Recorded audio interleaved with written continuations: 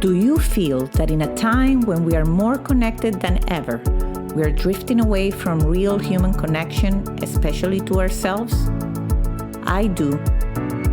Hi, I'm Leticia Latino, and I want to invite you to join me and my very inspiring guests in exploring ways to reconnect to your essence, to your definite purpose, to what makes you tick.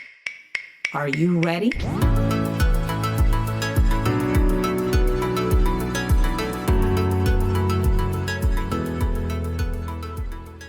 Hello, and welcome to a new episode of To Basics, Reconnecting to the Essence of You. My guest today is Amanda Cahill. She's a corporate executive, angel investor, author, and podcast host who soared up the corporate ladder in just a decade. Although she seemed to have it all, a thriving career, supportive relationships, and numerous accomplishments, Amanda discovered there was more to life than checking the traditional boxes of success. Embracing a path of self-development, she began questioning the status quo and realized that many women felt stuck, unfulfilled, and hungry for something greater. Amanda is on a mission to help ambitious women break free from the ordinary, and her book, Redefining You, which is about to launch, is all about that. Hello, Amanda, and welcome to Back to Basics. Oh, I'm so excited to be here. Obviously, I adore you so much. I've known you for like 15 years now, and it's always exciting when you and I get to connect. We're obviously in the same industry, and it's just, I'm so thrilled to be here having this conversation today. Yeah, well, thank you. And I would say I don't know if I should say this because I can get in trouble, but people that know about the show know I don't interview people in telecom. So you're probably about the sixth person in over 280 episodes that I've done that it's actually from the industry. Because I purposely, I don't want to mix work with pleasure, and all about this podcast is inspiring. But you and I, yes, have followed each other's careers, admire each other equally, and now I admire what you're about to do with this new book. So, and full disclosure, I'm shocked. I thought this was Amanda's second episode because you inspire me so much that I'm sure she did one episode already. So this is going to be fun, my friend. No, I'm excited. Let's go. I'm ready. Let's go. And with you, I have the feeling because one fun fact about Amanda is that she's lived in a bunch of places. So I always go back to where were you born and the origin, but this is gonna be not the traditional origin story because you move with your family all over the world or all over the States, all over the world. Yes. Yeah. I mean, growing up, my dad was in the service. So people, with such a loaded question, people are like, where are you from? I'm like, that's great. What time do you want to know? I moved 25 times before I was 21. We were all over the place going wherever my father was stationed. And there was even a long stint of my childhood where my dad was overseas. And instead of us going overseas with him, we stayed back with my mom. She did consulting work and she traveled all over the place. So always uprooting, always moving across the country, new place, new environment, new experiences. And although it was hard, obviously, as a child to be able to do that, I think it has fared me well in adulthood. I'm very adaptable. I can blend in and kind of be a chameleon a little bit, which could be kind of scary, but it works for what I do and my personality. And it has forced me to be able to connect with people or be able to find ways to connect with people. I'm always looking for that common thread. And so people open up to me very quickly. People share a lot of things with me without me even asking. So a lot of people feel very close to me because I think they sense that comfortness and that openness of just share everything with me. And so that's kind of evolved and served me in adulthood in ways I never expected. Yeah, I can tell that. I can attest for that. And so in those young years, when you were dreaming about what you were gonna become, how close are you to what that is? And I know that it's all a transformation, and this is you and I have spoken a lot about this, we are in the corporate world and telecom, but we like to do other things. So you follow your passion just like I do, and that's something where we bonded. But in reality, as a young girl, what were your dreams, your aspirations? I love this question so much, and nobody's ever asked me this. When I was young, I wanted to be a performer. I was always putting on shows for my parents. I wanted to be a singer or an actress. I even went to acting school at one point in my young adulthood because I thought that's what I wanted to do. And I was always finding ways to perform. And I've been in a couple of movies and things like that, a couple of commercials, and I always thought that was my path. It was like, this is what I'm going to do. And it's so funny because when I was like 23 or 24, this is weird to say, but I had a little bit of a midlife crisis.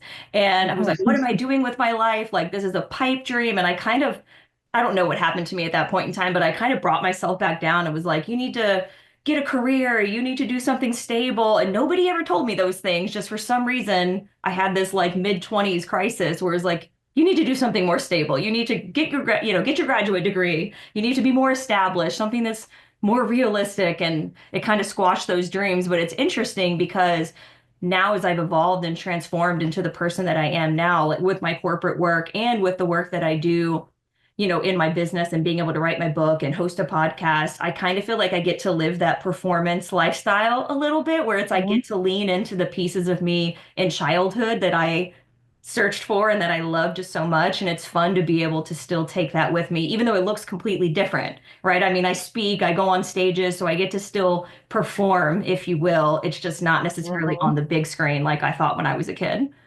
I love that. I so love that things that you are passionate about when you're young find their way if you really try to fully align.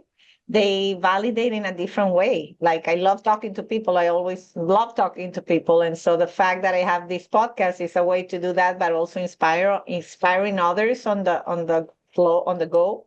Is just like I never imagined that would validate that way. But the fact that you open space for those things is so powerful.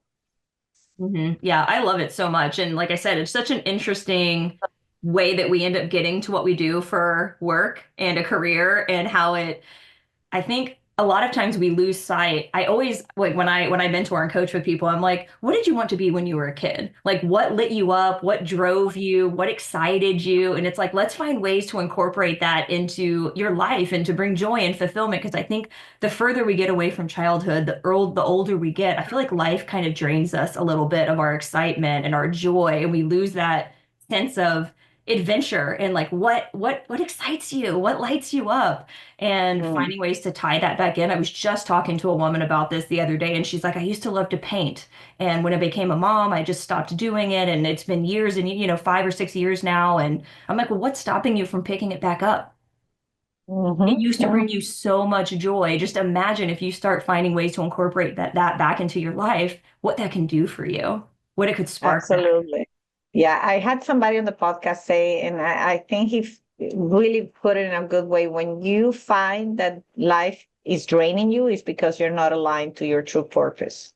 And it's simple, but it's true because when you are doing something, even if it's not all the time, but you get energized, and I'm sure that it happens to you. Like for me, I love my job. There are days that I'm like, ugh. But then let's say you get to speak or go to a conference. I like going to conferences. I just don't like the idea of the amount of email I'm gonna get when after I leave the conference. Like it's a job that is just about this, but as long as you get a little bit of that, then you get the energy, and keeps you going. In a way where people say, how do you do all these things? I'm sure you get that question asked all the time. All the time. And you hit on something so important in that when we feel that life is heavy and draining, it's because we're not aligned with where we're going or who we want to be. And I talk a lot about this in my book. It's actually one of the things that inspired me to write the book was that I was leading down this road and checking all the boxes, right? What everybody thinks is success. And from the outside looking in, it's like, oh, she has everything. She has a thriving career. She has a wonderful family. She has all these accolades and achievements. But when you're inside feeling like you're stuck and you're uncertain and you're not sure of who you are and where you're going, I take people through this journey where it's like, what do you really want? Where you can stop and ask yourself that question. Because I think, especially as women, because I work with a lot of women, it's like we're so busy attending to everybody else and their needs and their wants and what they need in order to survive. But what do we need to survive? And we're very slow to turn in to say, what is it that I really want? And that was something I really had to face because I felt like I was always doing things because people tapped me on the shoulder and said, I think you'd be good at this. But I never once was like, oh, would I be good at this? But do I actually want to do it? So for most of my life and most of my career, I said yes to all these things, but never stopping, is it something that I actually want to do? And it brought me a lot of success, but it brought me a lot of discontent and being uncertain with who I was and kind of not in touch with my intuition and who I am as a woman, and just stopping to slow down and ask that question is so powerful. And it goes back to what you just said about feeling aligned with your values and what do you actually want, and knowing that that can change over the course of your life, right? I mean, as I've grown as a woman and as I've moved it through motherhood and advanced in my career, there's different seasons and different points in my life. I want different things. I value different things. What brings me joy and fulfillment looks different now than it did 2 years ago before I had my son, or 5 years ago before I stepped into a higher level of leadership. It's just all these different facets, but it's always coming back to like, what do you really want? What do you want? Right. I love that. And I would say that I feel honored to watch a little bit, to witness a little bit your progression, because we've known each other before you were a mom. And when you were, you were the president of the Women in Wireless. So I admire you very much for that and leadership. And then we had these discussions and you could feel the seasons, moving through the seasons. And one of the things I find when I went through them is like a lot of women are not honest with the seasons. And we talk about this in your podcast and about, like motherhood and how a lot of people like, either judge you or don't say so. I have witnessed how you, through going through those seasons, you also have always made sure you can help others, because I remember how you started your podcast about motherhood, and then all the transition, and then let me write a book as to redefining, because you were redefining yourself. So you never waited to like, let me go and be, 70 years old and write about what I learned, but you're actually doing it on the go, which I find very, very inspirational.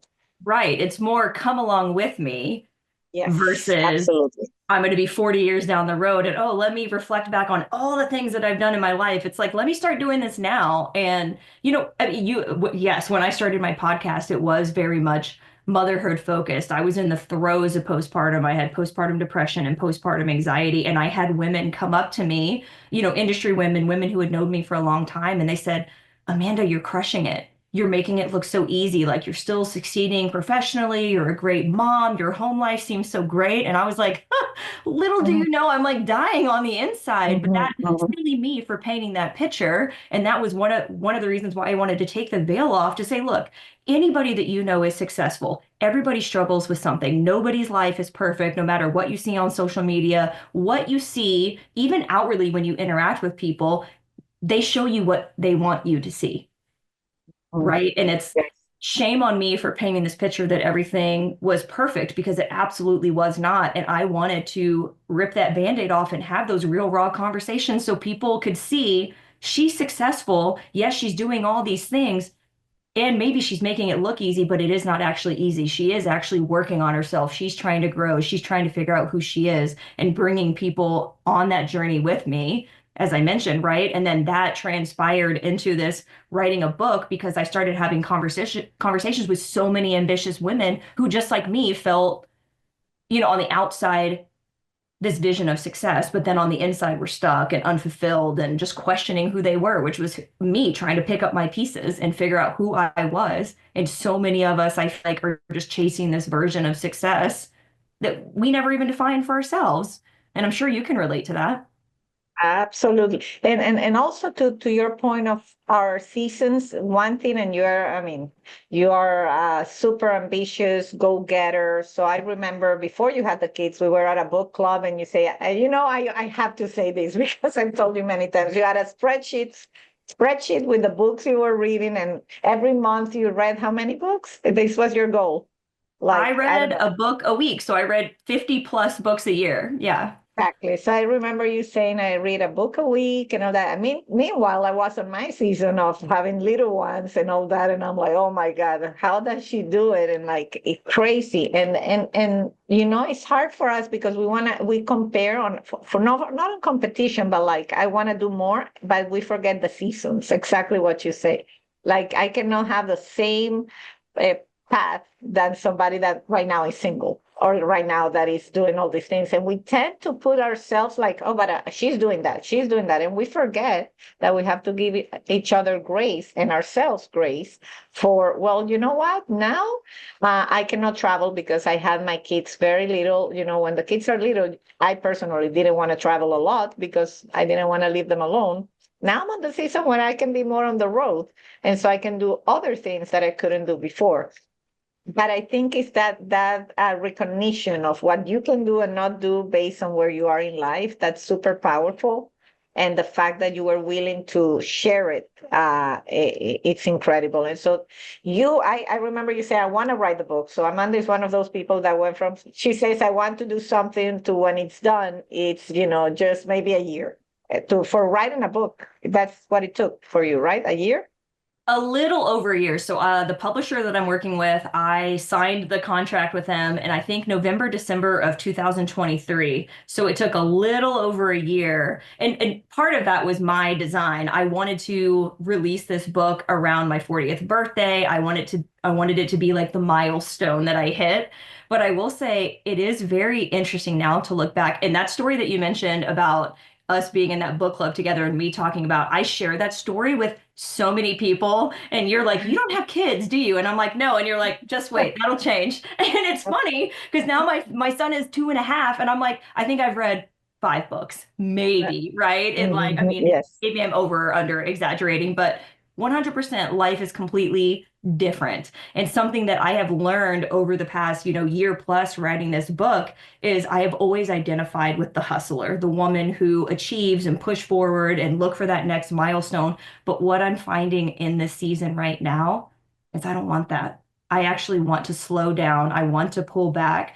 I've heard people say like, I'm in the year of yes, and I say I'm in the year of no. If something isn't aligned with where I'm going or how present I want to be, my child, my son is young and I want to be home. I want to be present. I want to be able to drop him off and pick him up, and I want to be as involved as possible. And yes, that's a delicate balance with traveling for work and my career and all of those things. But if somebody brings an opportunity to me that is in not alignment with that, or is just adding extra to my plate, but that extra doesn't move me closer to the woman that I want to be, the mom, the spouse, the coworker, the business owner, whatever, then I'm not doing it. And giving myself permission to say that's okay because this is the season that I'm in. I've worked hard up to this point, and I think so many women, maybe you don't need permission, but give yourself permission to just slow down and tune in and like, what do you really need in this season, and find ways to honor that. And I know that's a blanket statement and it's not always easy, right? But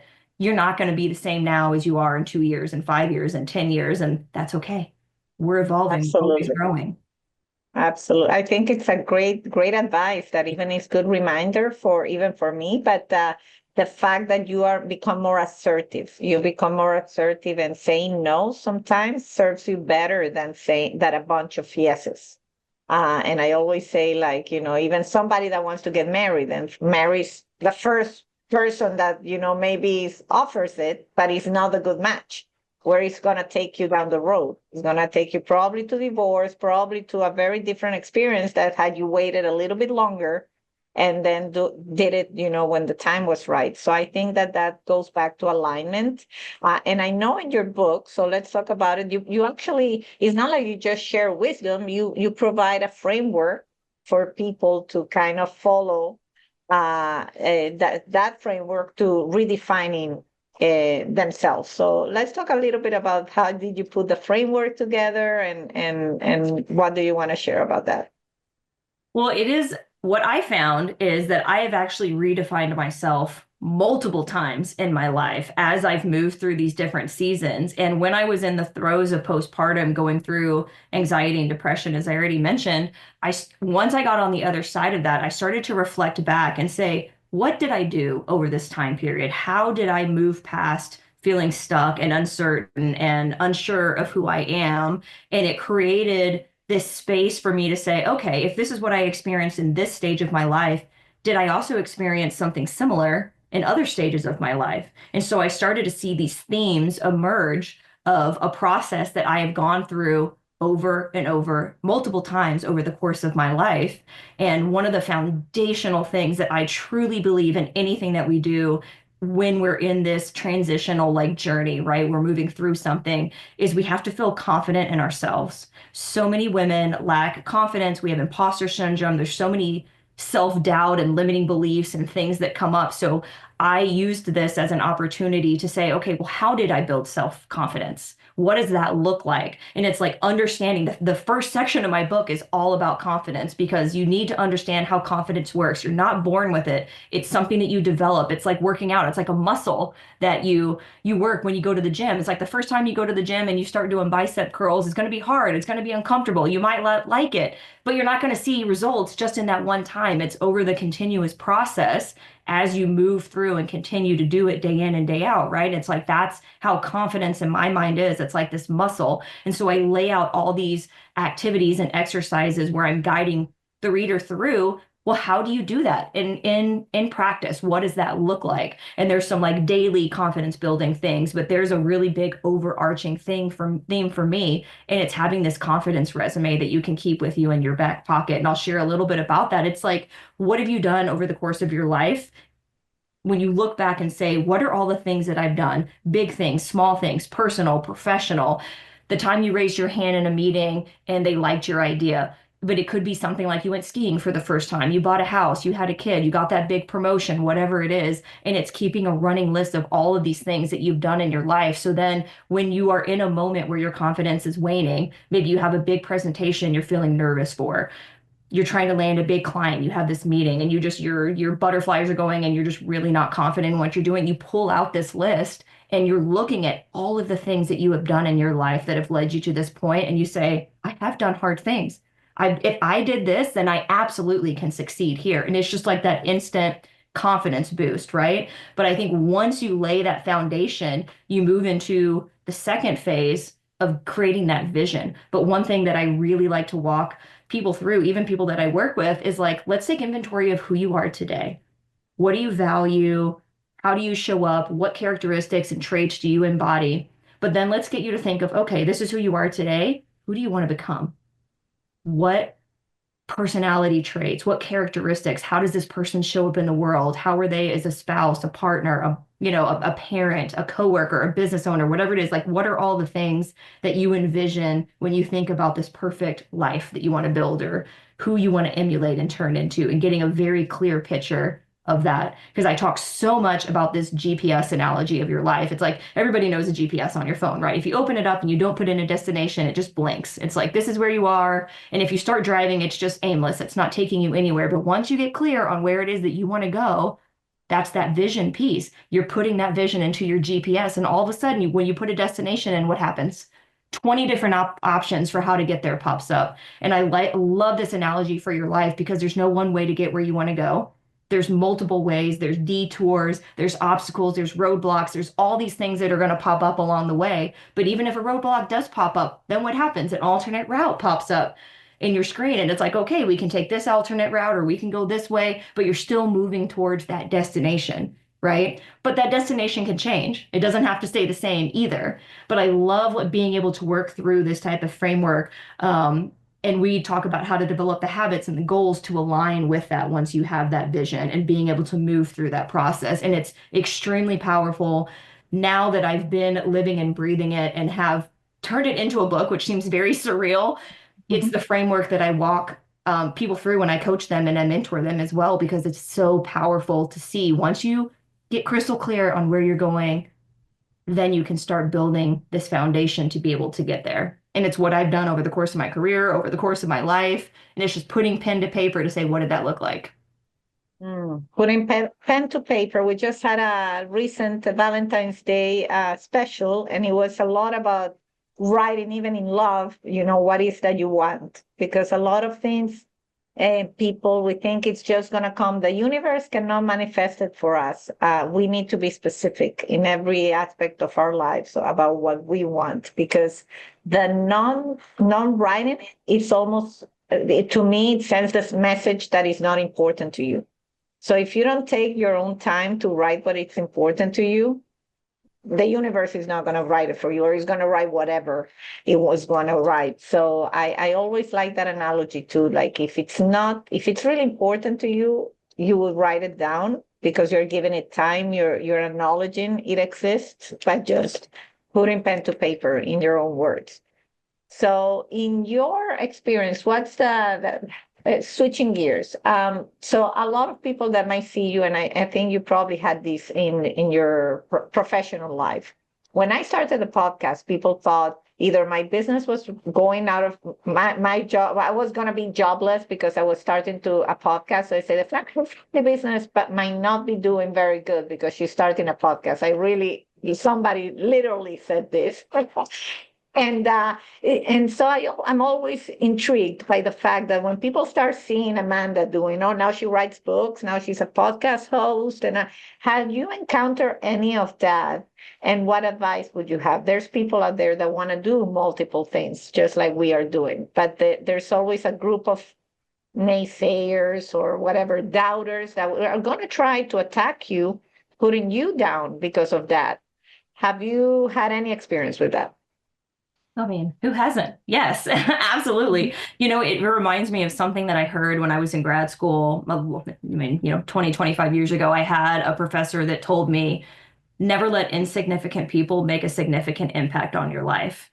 And I always come back to that quote when I'm putting myself out there or I'm trying to do something that's out of the ordinary. People like people who are the same as them. And when they see somebody doing something different, they criticize or they poke fun at it because maybe there's something inside of them that they wish they would have done something that they said that they were going to do. And maybe they're envious or they're jealous of what's going on. So I always come back to that saying that never let insignificant people make a significant impact on my life. That being said, sometimes that person is somebody who is close to you. It is a family member, it's somebody in your own household, and that can be really hard to grapple with, right? What always helps me in those situations is coming back and saying, well, why am I doing this thing?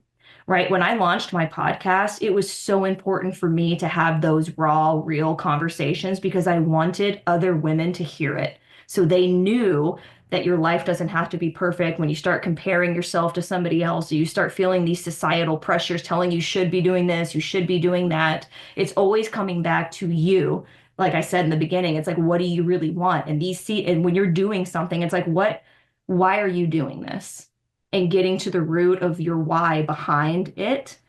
Because it's not like you're doing something to be malicious. You're not hurting the world. That was a hard thing for me when I really started leaning into personal development and sharing more strategies and techniques. And, you've known me as running a business where I coached women as well. And like, how do I balance that with my professional career and being how people perceive that? And it's like, oh, it's taking away from your professional career. And I'm like, actually, it's feeding into my professional career. Absolutely. At the end of the day, as long as I'm staying true to the commitments that I made, the things that I do are not faltering. They're not hindering my performance at work. That is a separate bucket. As long as I show up and 100% fully do my job and I am in integrity there, then for me to do something that is a passion project that makes me a better person, how can that be seen as a negative? And shame on somebody if they try to bring me down for that. But I know this happens. I'm sure that, as you mentioned, you got backlash and people made mean comments. And I always think when somebody says something like that, it's not about me, it's about them. It's about them. Yeah. Yeah, I totally agree. And but with that said, and this is almost to inspire others that because when you want to embark on a passion project like your podcast, and I say you're always gonna say share it with those closest to you. And as you say, sometimes the reaction might be, well, they're not that supportive. So I've heard many people saying this is a solo journey. Sometimes when you embark in projects like this, it's a lonely journey. Because a lot of people around you maybe don't understand why. Why are you doing this? Why do you need this? Aren't you happy with your life? Because if you weren't doing this other thing. So to your point, it requires a lot of conviction and discipline on your vision and why you want to do it. But at the same time, it does get lonely and you want to find others. And probably that's how people like us connect, or people, like you find your tribe of others that are kind of on the same path. And to me, that has been one of the engines. So that if somebody else is looking at that, my advice would be find your tribe. I don't know if you have other advices for people that they do feel lonely in the journey. Yes, and that's so spot on. And I want to say what you just mentioned, my husband is the one where when I go out and do these things, starting my podcast, writing a book, where he doesn't understand why I want to have these extra things that I put on my plate. It used to really hinder me from doing things, but I had to take a step back and say, you know what? It's okay. He loves me in other ways. This is not a reflection of me or what I'm trying to do or how much we love each other. It's just maybe he just doesn't understand, and that's okay. And that's where I start finding, okay, who are my people who do understand, who can support me through this? It's like he supports me in so many other ways. He doesn't have to be my 100% person in every single category of my life, and that is okay. So that's, I want people listening to realize, like, just because you have a spouse or somebody that you rely on for one thing doesn't mean that they have to be the person who supports you in everything in your life, because that is putting a lot of pressure on one person.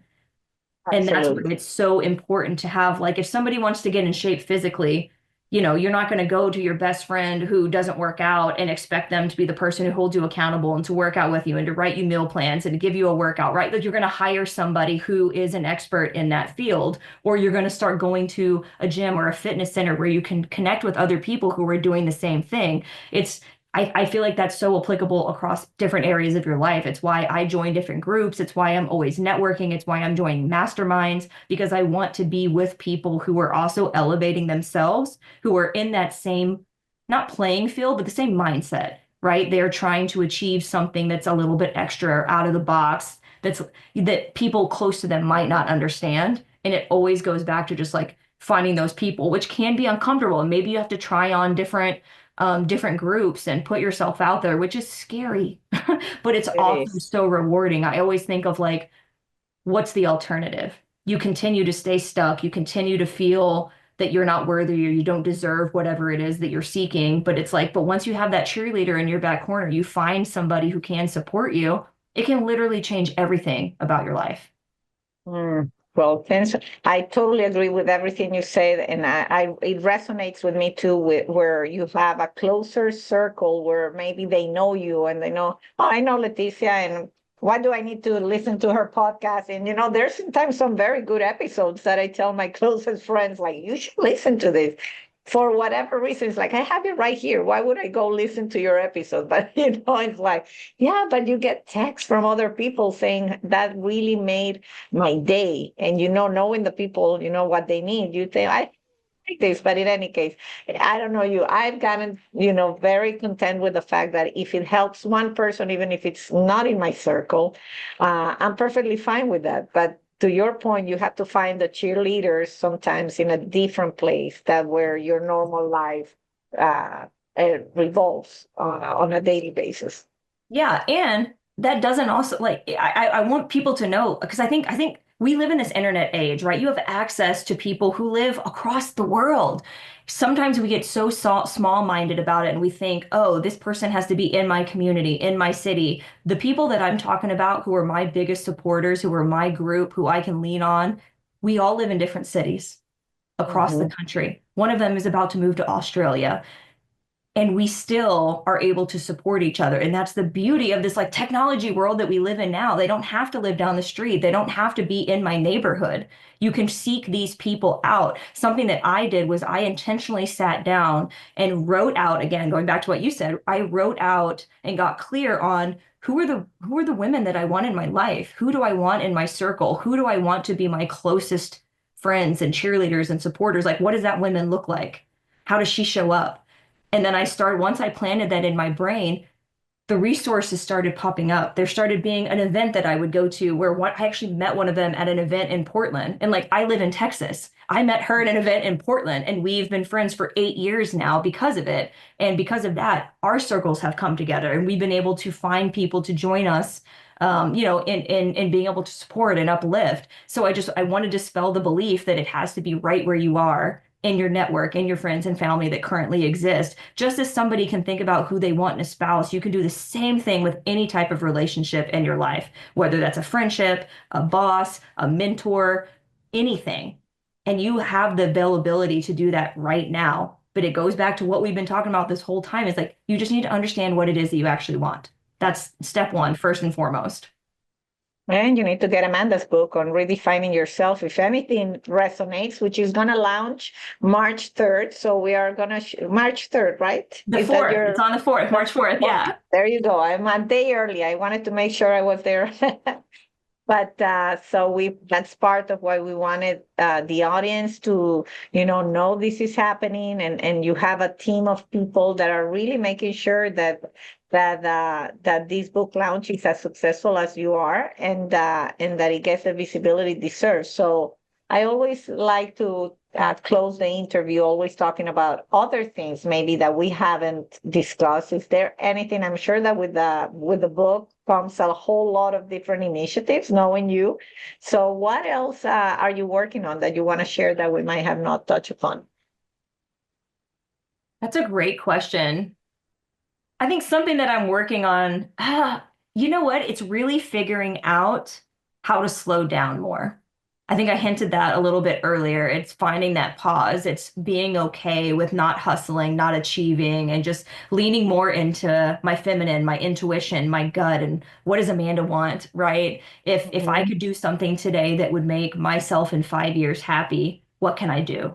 How can I start laying that foundation? What are the intentional steps that I can do now to show up as that woman in 5 years? Or maybe it's a year, maybe it's 2 weeks from now. I don't know, right? But like what it's being okay with that, with the slowdown and releasing that need to always achieve. Like that's the biggest thing for me outside of like the book and where I'm at right now and my career, and just finding how to navigate that in this season. Well, I love that. And for slowing down, it's very appropriate because my last question of every interview is about what makes you tick. And I'm sure that when we really slow down, I call it when we quiet everything else and we get in silence, regardless what the practice is. But we have to really tune into ourselves, into our soul, to reconnect to who we are. How do you do that? Is there anything that you do that allows you to get to that source? 2 things that I do every morning, and people might think this is a little unconventional, but I meditate for like 5 or 10 minutes. That's one of the easiest ways for me to be present, connect to my breath, and just sit in silence before my day even starts. And then after that, I dance. I put on music and I just dance for however long the length of the song is, 2, 3, 4 minutes, and just let my body loose. Like, especially as women, we get so in our head. We're so like uncomfortable with movement. And that's one of the best ways for me to just tune back in. I love dancing. It's something that I've always loved my entire life. And I feel that when I don't do it, there's a little piece of me that dies a little bit. Like I'm just not happy. So that's a foundation that I do every single day. Is I like to meditate and I like to dance because it just kind of brings me back home and it feels awesome. It's very freeing. I love it. Well, I love to dance. That's something we haven't done together, but at one of the industry events, we'll find each other dancing. But Amanda, I'm a big fan. You know that. You have an open invitation always in Back to Basics. And we'll be cheering for you for the book. And of course, we'll share the notes of where to buy the book. You want to say, where can we buy Redefining You? Yeah, Redefining You is on Amazon and Barnes and Nobles. Anywhere that you typically would buy your books, you can get a copy. Amazing, amazing. Well, congratulations, my friend. Thank you for being here, and best of luck. You're an inspiration. Thank you so much. I adore you. I appreciate the opportunity, and just thank you so, so much. Thank you. And to everybody out there, thanks for tuning in. And until the next episode of Back to Basics. You've been listening to Back to Basics.